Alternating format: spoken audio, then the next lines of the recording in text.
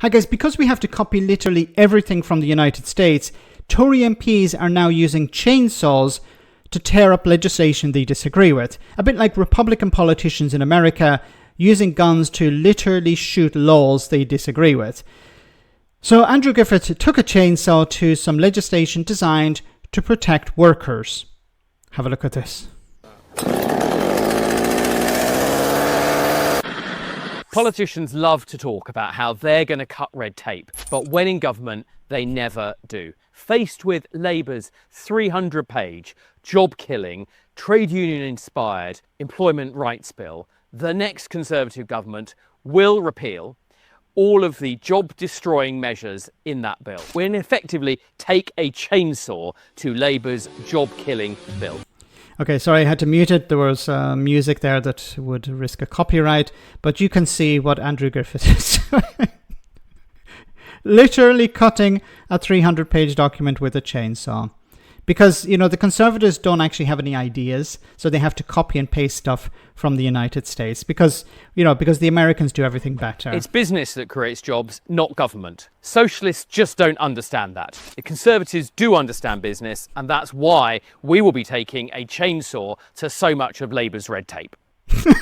Okay, this is red tape, as he described, which is there to protect workers, to end fire and rehire, to make it easier for workers to take their employers to court if they are not treated fairly.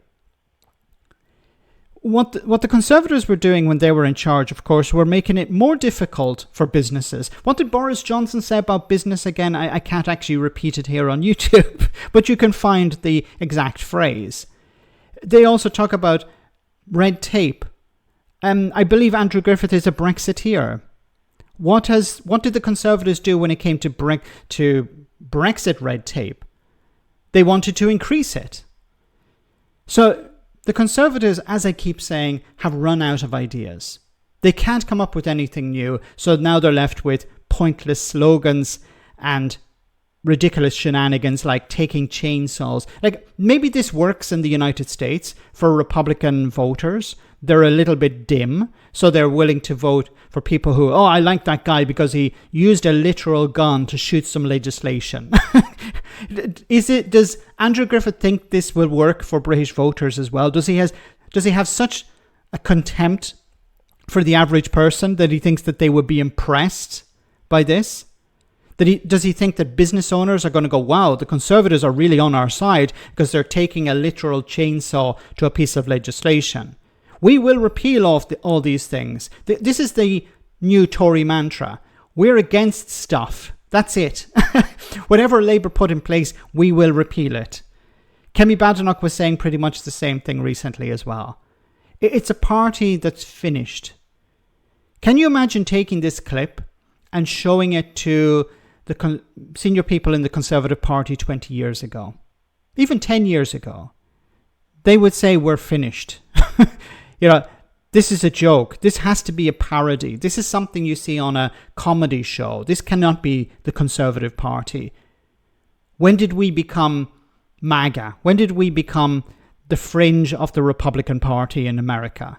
When did that happen? I'm not exactly sure when that happened, but it demonstrates that the Tories are finished. I keep saying that they need fresh blood. They need new ideas.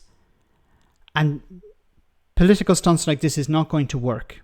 It may work on a few people, but they're already going to vote for you. It's not going to win anyone over.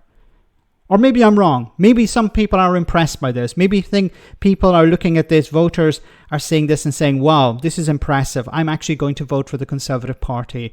I didn't before, but I will this time because they're willing to take a chainsaw to legislation.